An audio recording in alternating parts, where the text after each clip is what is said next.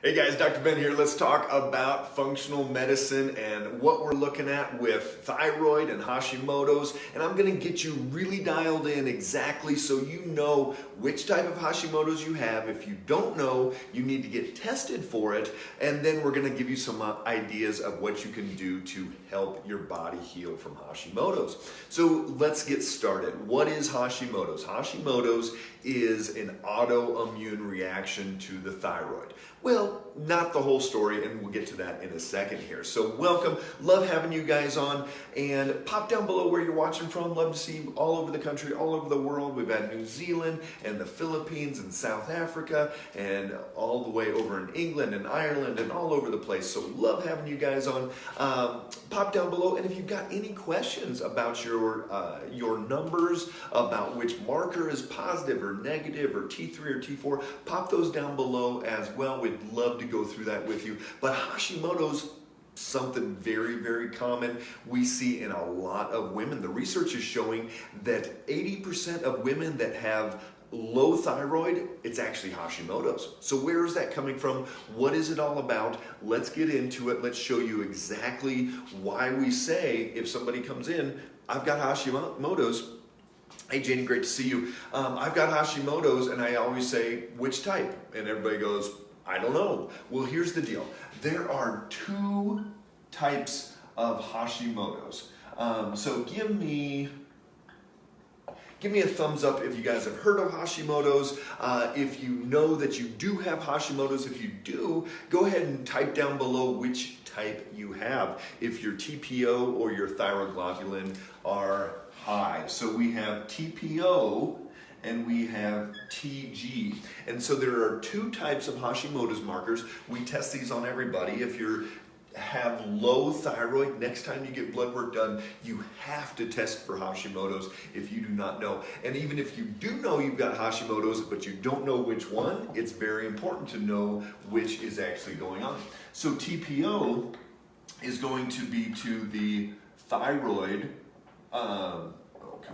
is going to be to the thyroid itself, and the thyroglobulin is going to be to the bus, the transportation that moves the thyroid hormones around the body. So it's really important to know the difference between the two, because if your thyroid is actually doing okay and you've got enough T3 and T4, but you're attacking your bus, then you've got to make sure that every other system in that whole process is working as well as possible. So let's get into figuring out how this plays an effect on your body. So Hashimoto's is an autoimmune condition. So autoimmune, let's say you've got a virus. Anybody know any viruses floating around out there? Let's say you've got a virus and your body creates antibodies to that virus. The antibodies tag that virus for destruction, and then the immune system is going to come in and destroy that virus. Great, that's the immune system working well. But what happens with Hashimoto's and other autoimmune conditions, over 190 named autoimmune conditions, all the way from MS like my mom had, to rheumatoid arthritis, to thrombocytopenia like my wife had, all types of different autoimmune conditions. And so here we're going to be creating a marker to tell the body, come in and destroy thyroid tissue.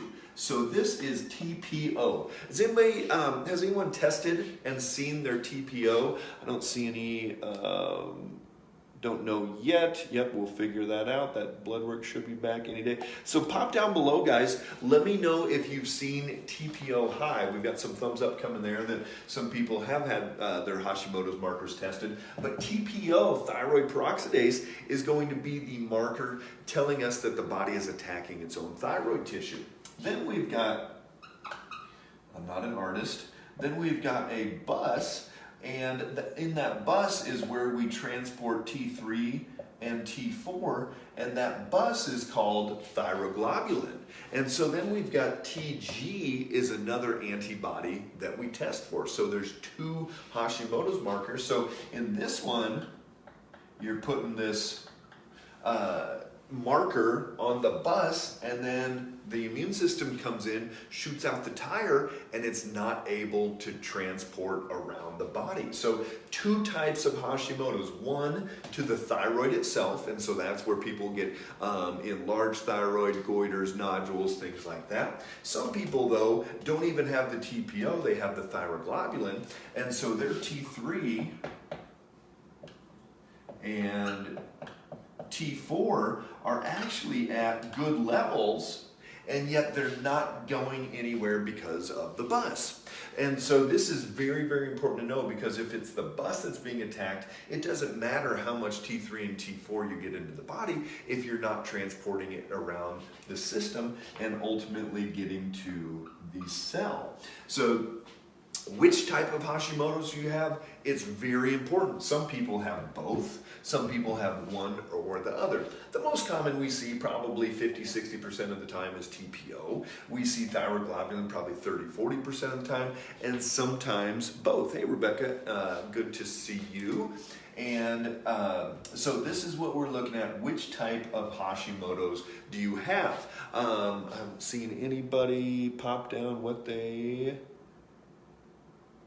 Yep, very high. So Kathleen, is that your TPO is high on that one? Because again, it's very, very important to know that difference. But here we go.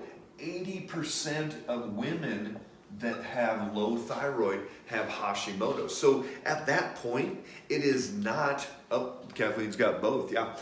So bummer, you're not just attacking your thyroid, you're not transporting around. So even getting that T3, T4 up is not going to fix it. So here's the deal, that 80% of women that have low thyroid, it's Hashimoto's. So what does that mean? Well, it's not a thyroid disorder at that point, it's an autoimmune disorder. And this is how we look at all autoimmune conditions, and how you've got to break it down to not just, oh, I need to take more iodine, selenium, take some natural armor, Nature-Throid, whatever.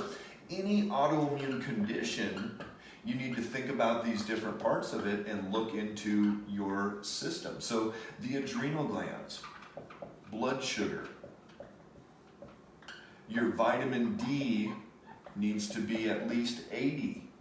You need to look into leaky gut and what's going on in there. Any chronic infections. So a lot of times some viral infections can be contributing to that. Environmental, so sometimes people live in a moldy house and things like that. We even get into gluten. So let's go through a few of these and give you some ideas. A lot of people with autoimmune conditions, they are going to be stimulated after a stressful event. Whether that's one-time major stressor or low-grade, oh, I was in a bad relationship for the last year and it really stressed out my adrenals, some things through there. So I know I missed a comment. I have an extremely low TSH paired with a normal T4 for around 20 years and relatively consistent. Would love to hear why. Jocelyn, we would look at the pituitary might be part of that process. So a lot of times if the TSH is low, remember TSH comes out of the pituitary, tells the thyroid what to do. So TSH, if it's low, but everything else is okay, or you're taking medication, anything, that's usually going to be a hypopituitary contributing to some hypothyroid. So major stressful events, a lot of times people go, oh, it was after so-and-so died, or something traumatic like that can stimulate autoimmunity. Blood sugar swings, we know the highs and lows are going to rev up that immune response. Every time that blood sugar goes up too high or down too low, it's going to rev up that autoimmune. But it also is the number one stressor to the adrenal glands. So blood sugar swings, highs and lows, especially the lows, adrenals, adrenals, adrenals. So if somebody is taking adrenal supplements for 5 years, but they didn't fix their blood sugar, huge part of the problem. That's why we do glucose monitoring with all of our patients. Vitamin D, I like 60 to 80 for vitamin D, but if you've got autoimmune, you've got to be up here. Hey Kat, up there in Canada, hope you guys are doing well. Your vitamin D at 80 really needs to be up at that level. How much does it take? I don't know. check your blood work. You've got to check your blood work. We can't just say, oh, everybody needs 2,000 or 5,000 or 10,000. Leaky gut is a huge one that we look at. Somebody asked a couple of weeks ago, does everybody have leaky gut? And I go, no, not everybody has leaky gut. And then I thought for a second, I said, well, as far as autoimmune patients go, I bet 99% of autoimmune patients have leaky gut, and that 1% is not going to hurt them to work on their gut and to do some rebuilding anyway. So leaky gut, huge part of the process if somebody's got autoimmune. Infections, there's tons of research showing that especially chronic viral infections. Hey Stephanie, great to see you. Let's get that blood work figured out. Yeah, it's going to be exciting. I already got some back and looking good, so we're going to get that figured out. Gilda, great to see you as well. Janie, I think my vitamin D level is 38. Yep, we're going to get it up. We got to get it up close to that 80 level. So chronic infections, especially Epstein-Barr, can be a huge part of this. Kat, my vitamin D is 111.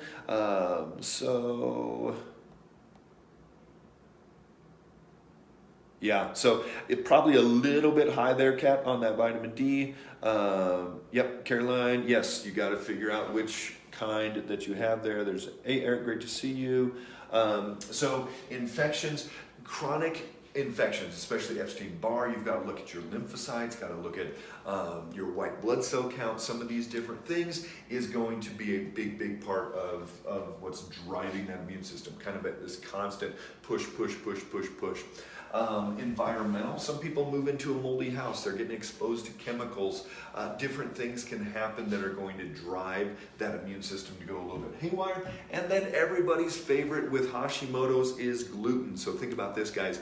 Gluten is going to mimic the thyroid and mimic that tissue that is already being targeted from the immune system with that when you eat that food. So if you eat gluten, it's going to tag gluten for destruction, but the thyroid looks close enough to it that it's also going to tag the thyroid for destruction. So people that have gluten sensitivities and are having thyroid issues, it's usually because we're tagging and targeting our own thyroid tissue for destruction. And what's really a problem here is that every time you eat gluten, it can cause this stimulation for up to 6 months. So very long amount. So if somebody's like, oh, I cut back on gluten 1, 2, 3 times a week, you might as well eat it every day. It is going to be driving that same response in the body. So these are some of the basic thoughts that we look at when we start thinking about Hashimoto's and any autoimmune condition for that matter, because remember, Hashimoto's is not a thyroid disorder, it is an autoimmune disorder. At that point, that is